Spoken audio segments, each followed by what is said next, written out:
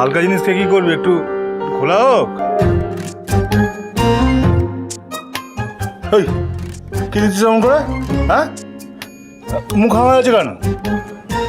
তোর কি হলো? অন্যদিন তো বোতল দেখলে হামলা পড়িস, আজ কি হয়েছে? হ্যাঁ, কিন্তু তুই আমাদের জন্য মদ নিয়ে এসেছিস, মদ খেতে বলছিস, এটা তো ভাবাই যাচ্ছে না ভাই। কি হয়েছে আজ তোর? কি করবো বল, নিজের না পাড়াটাকে এইভাবে ঢাকছি, তাই সময় করে নিয়ে এলাম। আমার দাদা গ্রেট সোমনাথ মুখার্জি বিয়ে করছেন। একটা নিরীহ গরিব মেয়েকে বিয়ে করছেন, বিয়ে করে তার জীবনটা শেষ করে দেবে, বরবাদ করে ঠকাচ্ছে। আমি জানি, আমি দেখতে পাচ্ছি চোখের সামনে ওকে ঠকাচ্ছে, আর আমি দাঁড়িয়ে দাঁড়িয়ে সেটা দেখছি, কিছু করতে পারছি না। তাই জন্যে কি করবো আর বল, এনে ধর। আচ্ছা, তুই যখন বুঝতে পারছিস তখন মেয়েটার বাড়িতে গিয়ে তোর দাদার সম্বন্ধে সমস্ত সত্যি কথাটা কেন বলে দিচ্ছিস না? ওগুলো ফেল, সামলা মিটে যায়। বলতে পারছি না, সেই জন্য তো গায়ে তো জ্বালাতে হচ্ছে। কেন বলতে পারছিস না কেন? কোথায় আটকাচ্ছে তোর? বাবা,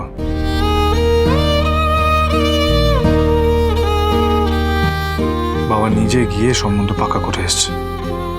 এখন যদি আমি খুঁজে পেতে ওনাদের কাছে গিয়ে দাদার সম্বন্ধে সমস্ত সত্যি কথা বলেও দিই, তাহলে বাবাকে ওখানে মিথ্যে প্রমাণ করা হয়ে যাচ্ছে।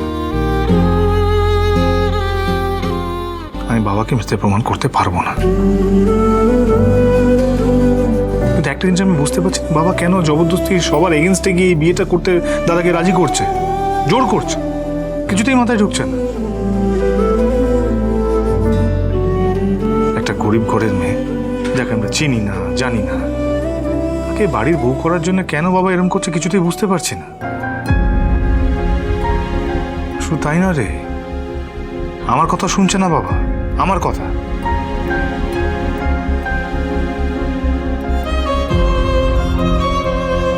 আমি জানি, আমি এটাও জানি যে দাদা ডুবে ডুবে একটা মেয়ের সঙ্গে প্রেম করছে। তুই জানিস?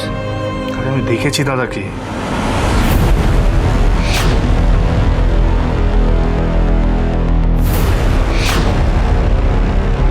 আচ্ছা তুই বল মহারাজ, আমরা কি কোনো হেল্প করতে পারি তোকে? দেখ, তুই বললে আমরা আরো ভালো করে ব্যাপারটা ছানবিন করতে পারি। অনেকগুলো প্রশ্ন মাথায় ঘুরছে, যার কোনো উত্তর খুঁজে পাচ্ছি না। বাবা কেন জোর করছে দাদাকে বিয়েটা করার জন্য? রে বিয়ে এমনি সেমনি নয়, বাবা রীতিমতো টাকার লোভ দেখিয়ে দাদাকে রাজি করিয়েছে বিয়ে করার জন্য। দাদা বিয়ে করতে রাজি হয়ে গেছে। দাদা কিন্তু মেয়েটাকে চেনেও না, যে মেয়েটাকে বিয়ে করতে যাচ্ছে, কে কোথা থাকে কি করে কিছুই জানে না, এদিকে রাজি হয়ে গেছে। বাবা টাকার লোভ দেখিয়েছে হয়তো সেই কারণ। কিন্তু দাদার তো গার্লফ্রেন্ড আছে, দাদা গার্লফ্রেন্ডকে ছেড়ে হঠাৎ মেয়েটাকে বিয়ে করতে রাজি হয়ে গেল কেন? নট অনলি দ্যাট, দাদার গার্লফ্রেন্ড দাদাকে কি করে অ্যালাউ করছে বিয়েটা করার জন্য? কি যে কাকে ঠকাচ্ছে না কিছু বুঝতে পারছি না, জানিস তো, মাথায় ঢুকছে না। এর পিছনে নিশ্চয়ই কোনো গল্প আছে। আমার মাথায় একটা প্ল্যান আছে, বলবো? বলে ফেল। দেখ, তোর বাবার যখন ওই গরিব মেয়েটাকে এতই পছন্দ, আর তোর দাদা যখন ওই মেয়েটাকে বিয়ে করতে রাজি হয়ে গেছে, আর তাতে তোর মন খারাপ, আমার মনে হয় কি বলতো, বিয়েটা তোর করে ফেলা উচিত। খুব ভালো বলেছিস, দারুণ বলেছিস ভাই, একদম ঠিক কথা বলেছে না? হ্যাঁ, দারুণ বলেছিস ভাই, দারুণ বলেছিস। কানের গোড়া না গরম করে দেবো একদম। জানোয়ার ছেলে। হ্যাঁ, বিয়ে কোনো সুস্থ মানুষে করে না। করে না। হ্যাঁ, সুস্থ মানুষে করে বিয়ে? না না, তাহলে চিপাকা। শোন, আমাকে কোনো খেপা কুকুরে কামড়ায়নি, ঠিক আছে, যে আমি বিয়ে করতে যাব। আর আমার ভাবা আছে, বাড়িতে যদি আমায় জোর করে এই বিয়ে ফিয়ের জন্য, তাহলে কিন্তু আমি একেবারে সন্ন্যাসী হয়ে এখান থেকে কেটে পড়ব। তার মানে তুই বলছিস যে এতদিন ধরে যারা যারা বিয়ে করেছে তাদের প্রত্যেকের মাথায় ছিট আছে, মানে আমাদের বাবা মায়েদের মাথাতেও, তাই তো? এই না না না না, আমি তা বলতে চাই। বাবা মায়েদের সময়টা ছিল স্বর্ণযুগ। ও সময় মানুষকে মানুষ জ্ঞান করত, মন থেকে ভালোবাসত, একে অপরের খেয়াল রাখত। এখনকার দিনে ছেলে মেয়েদের মতো নয় রে। এখন তো বাবার পজিশন, কে কত ভালো কে কত বড় লোক, সেই দেখে ছেলেমেয়েরা বিয়ে করে একে অপরকে। ওই কি মেয়ে কি ছেলে সব স্বার্থপর, সব সেম, বুঝেছিস? এটা একদম ঠিক বলেছিস তুই, কিন্তু সব কিছু জেনে বুঝে হাত গুটিয়ে বসে থাকাটা সেটাও কি ঠিক? না না মহারাজ, আমাদের কিছু একটা হেস্তনেস্ত করতেই হবে এটার।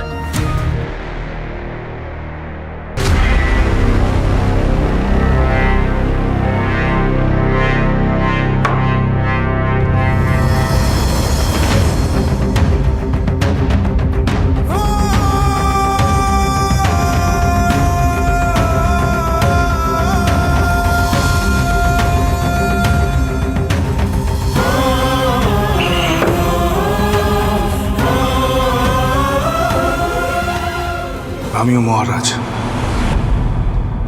ওই নিরীহ মেয়েটাকে, অচেনা মেয়েটাকে কিছুতেই সুইসাইডের পথে যেতে দেব না, কিছুতেই না।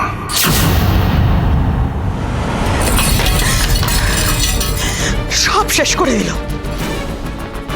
লোকটা, সব শেষ করে দিল। তো স্বপ্ন দেখেছিলাম আমার সোমনাথকে নিয়ে, ওর জীবন নিয়ে। একটা রাস্তার মেয়ে, একটা রাস্তার ফুলবালি, তার সাথে ঘটা করে বিয়ে ঠিক করেছে কেন? কোনো যদি বুদ্ধি থাকে লোকটার, কোনো যদি বুদ্ধি থাকে, আমার সব শেষ করে দিল। ভগবান! লেগে যাবে তোমার। লেগেছে তো? লাগুক লাগুক, তাতে তোর কি? সোমনাথ তুই কি করে রাজি হলি বল? তুই কি করে রাজি হলি? তোর বাবার নয় কোনো বুদ্ধি নেই, একটা রাস্তার ভিখিরির সঙ্গে তোর বিয়ে ঠিক করলো, তুই কি করে রাজি হলি? বাবা তোকে নিয়ে আমার কত স্বপ্ন, এত পড়াশোনা, এত ডিগ্রি, না আমি শান্ত হতে পারছি না। শান্ত ভগবান! আচ্ছা ঠান্ডা মাথায় একবার ভেবে দেখো তো, যদি কোনো বড়লোক বাড়ির মেয়ে আসতো, হয়তো তোমার উপর ছড়ি ঘোরাতে পারতো। হ্যাঁ, সেই জায়গায় যদি একটা গরিব ভিখিরি অশিক্ষিত মেয়ে আসে, তুমি তার মাথায় পা দিয়ে চলতে পারবে।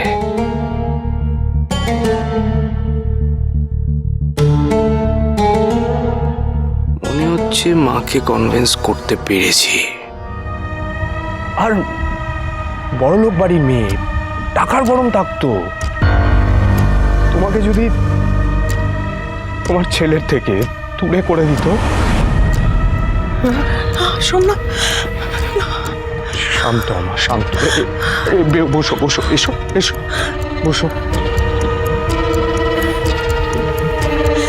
জানিস মা শোনো না, আমার গাড়িটা ব্যাংকের লোক এসে নিয়ে চলে গেছে।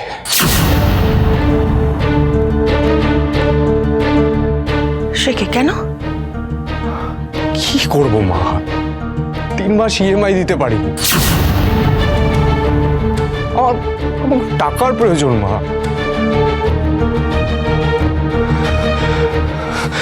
মা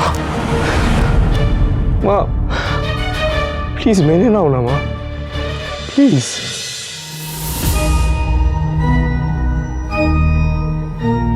একদিকে তো ভালোই হলো বলো, বাবাও খুশি, টাকা পেয়ে আমিও খুশি। আমি জানি তুমি আমাকে সুখী দেখে নিজেও সুখে থাকবে, আমি জানি, আমি জানি।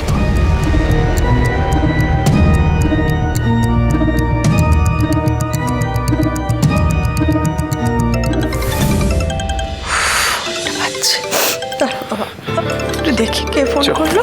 আসছে।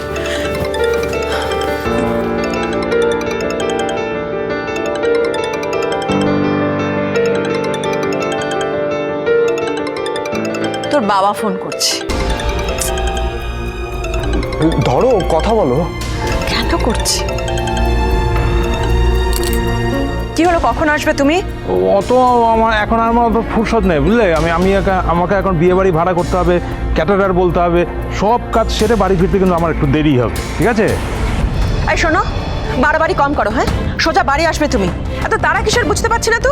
বিয়েটা তোর কাল বা পরশুই নয় না? হ্যাঁ হ্যাঁ, বিয়েটা পরশু দিনই হচ্ছে। হ্যাঁ। তোমার মাথাটা কি একেবারেই খারাপ হয়ে গেছে? হ্যাঁ, বাবা এমন কি মাকে বললো যে মা এত উত্তেজিত হয়ে পড়লো? বাবা কি আমায় টাকা দেবে না বলছে? কেন পরশুদিন বিয়েটা কেন হবে? কিসের জন্য এত কিসের তারা তোমার? কালই আমাকে বিয়ে করে এখান থেকে নিয়ে চলো সোমনাথ, আমি প্রেগনেন্ট। এবার তুমি যদি টাকা নিয়ে না আসো, আমাকে এখান থেকে না নিয়ে যাও, আমি কিন্তু সিম্পলি মরে যাব সোমনাথ। এই দেখো, অত কৈফিয়ত দেওয়ার সময় নেই আমার, ঠিক আছে? হ্যাঁ, এতদিন তোমার কথা শুনতে গিয়ে না নিজের বিপদটা ডেকে এনেছি। আজ আমি তাই করব যেটা আমার ভালো মনে হয়েছে, ঠিক আছে? তাই বুঝি? হ্যাঁ তাই। আর শোনো, এখন ফোন রাখছি, আমাকে আবার মেয়ের মাকে ফোন করে জানাতে হবে যে বিয়েটা পরশু দিনই হচ্ছে, ঠিক আছে? রাখছি। এই শোনো, কেটে দিল।